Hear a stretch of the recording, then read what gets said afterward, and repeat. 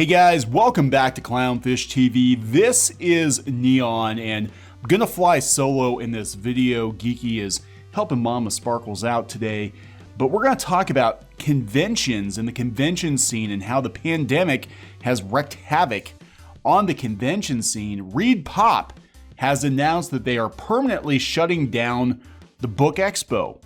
Now, I have to wonder if this won't be the first of many convention cancellations because, frankly, conventions, after the pandemic are going to look very different. I think a lot of conventions that, skipped this year might not have enough money to come back next year. I think that things have forever been changed by the pandemic, and it'll be interesting to see which shows are left standing next year and if people will go back to going to conventions. Will they, or has the habit been broken? Are people going to be afraid to travel until there's a vaccine? Will people have the money for conventions? Have businesses stepped over the convention scene and done more direct sales, direct to consumer, use things like YouTube maybe to reach, geeks and fans of different franchises? Is that going to replace the convention scene for a lot of people? I think it's going to look different. I think we're still going to have cons, but it's going to look different. But I do expect a lot of other shows to, frankly, not come back. So before we get into it, please subscribe for more pop culture news, views, and rants. Guys, we're over 150,000 subs. And check out our store. Our store at shopclownfish.com. We're doing some holiday merch this year. We've got holiday sweaters and happy Festivus sweaters. All kinds of hats and hoodies, Suck a Peach mug, which is very popular for some reason, and of course, a new pre-order for pins, limited edition pins. We're going to have the Kneon and Geeky pins. She's got her battle brush. It's pretty cool. And I got to give a hat tip to CCG, who sent this over yesterday. This is going to change things for sure. ReedPop announcing permanent shutdown of BookExpo and BookCon.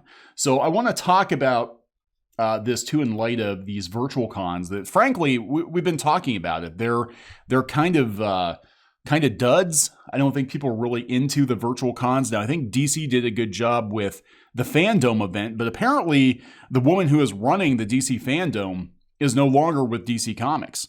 She's no longer with DC because she got laid off during the purge. So it's going to be really interesting to see if they do it next year. But here we go. Coming from Comic Book Resources, ReedPop decided to permanently shut down the BookExpo and BookCon events, citing the uncertainty of in-person events as a major factor. That is key. ReedPop has opted to permanently shut down its BookExpo and BookCon events, citing the continued uncertainty surrounding in-person events at this time due to the ongoing coronavirus or COVID-19 pandemic as the main factor. The pandemic arrived at a time in the life cycle of BookExpo and BookCon where we were already examining the restructure of our events to best meet our community's needs, event director Jenny Martin said in a statement as reported by Publishers Weekly. This has led us to make the difficult decision to retire the events in their current formats as we take the necessary time to evaluate the best way to move forward and rebuild our events that will better serve the industry and reach more people than we were able to before. Martin continued, we remain committed to serving the book community and look forward to sharing more information in the future. Now, remember, guys, we just did a video the other day talking about publishing and talking about how Simon & Schuster and Penguin Random House are now going to merge into another publisher. The publishing scene is changing, and maybe there really isn't room for, a BookCon anymore. Who knows? ReedPop will continue to keep its BookCon Facebook page open, as well as hosting literary-themed events for its virtual metaverse conventions. ReedPop originally intended to hold the BookExpo America event on the same weekend as San Diego Comic-Con, although COVID-19 led to its eventual cancellation. They're also in charge of C2E2, Emerald City Comic-Con, and more. So yeah, this is kind of a big deal. Again, it's just a BookExpo, but it was a pretty sizable show. And this is ReedPop. They're one of the biggest showrunners, convention runners in the country, and they do run a lot of other shows. Will we see many long-time conventions canceled next year?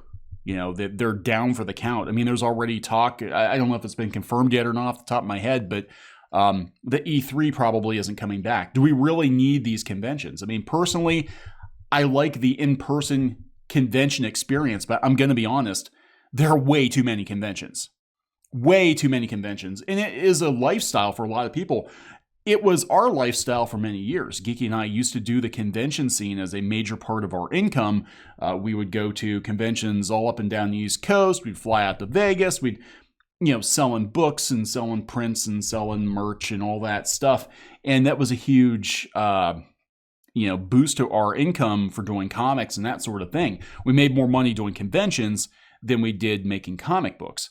And if it wasn't for the conventions, we wouldn't have been able to make comics, to be honest. So yeah, these conventions being down, it's definitely going to change things for people. We were pretty critical of both New York Comic Con and San Diego Comic Con and their inability to draw an audience. It just doesn't work virtually. San Diego Comic Con, their numbers were terrible. New York Comic Con, a lot of the numbers on their videos were terrible. The conventions haven't figured out YouTube, but the thing is that all of pop culture YouTube is like a 24/7 comic book convention. We really don't need a formal convention online because fans can meet with creators virtually at any time. That's what they do. And I kind of wonder if YouTube hasn't supplanted, if YouTube and Facebook Live and all of these other live streaming events hasn't just completely eliminated the need for a lot of people to do cons. Because let's be honest, conventions aren't really creator friendly anymore. They're great to get together, for sure, and get FaceTime with people. It's great to go if you're a cosplayer. It's great to go, pick up merch and be able to see it in person. But especially as a comic book creator, I don't think they're necessary anymore. As a publisher, I don't really think they're necessary. A lot of publishers stepped away from doing conventions years ago. I remember when I was trying to break into comics, and it was a given that all the big publishers of Marvel and DC and Dark Horse and all those guys, that they would have booths at every major comic book convention. And as the years went on, it seemed like they started pulling back until they only started doing the big shows like San Diego and New York Comic Con. And even now, you look at DC Comics booth, at the last New York, I think it was New York Comic Con, maybe last year or the year before, and it was pretty sad. Like they didn't have the floor space they used to have because the comic book conventions have basically been taken over by Hollywood. Just like comic book media, pop culture media has been taken over by Hollywood. So if people want that genuine fan interaction, creators and fans one-on-one, they do go to YouTube. They go other places because you're not going to really get it at the conventions unless you go to Artist Alley, and there's a lot of cool stuff in Artist Alley, but it's also kind of sad. I'm going to be honest. I mean, we did cons for years and we very seldom set up an Artist Alley. We usually would get like a publisher table, or we would get our own, we'd buy multiple tables for our stuff. And I didn't do Artist Alley. I didn't like doing Artist Alley because it felt kind of weird and desperate. A lot of times you'd walk through Artist Alley, and if you made any eye contact with anybody in Artist Alley, they'd be like, "You want to buy my book?" And usually it wasn't books. It was, "Do you want to buy my prints?" Because, comic books are too much work. It's too much work to make a comic book. You want to buy my t-shirts? You want to buy my bootleg, whatever, posters of whatever? And I'm like, "No, I'm just going to the bathroom, dude. It's like right over here." So it's, they've kind of lost their way years ago, to be honest.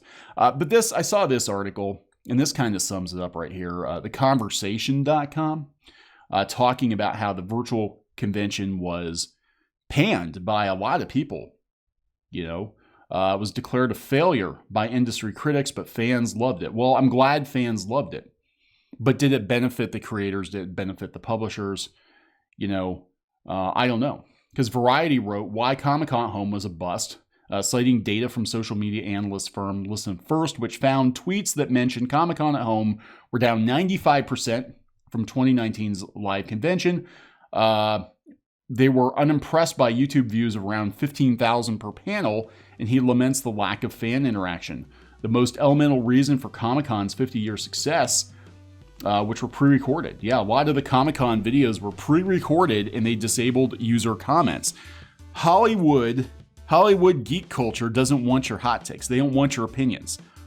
They don't want to interact with you. They just want you to buy their shit.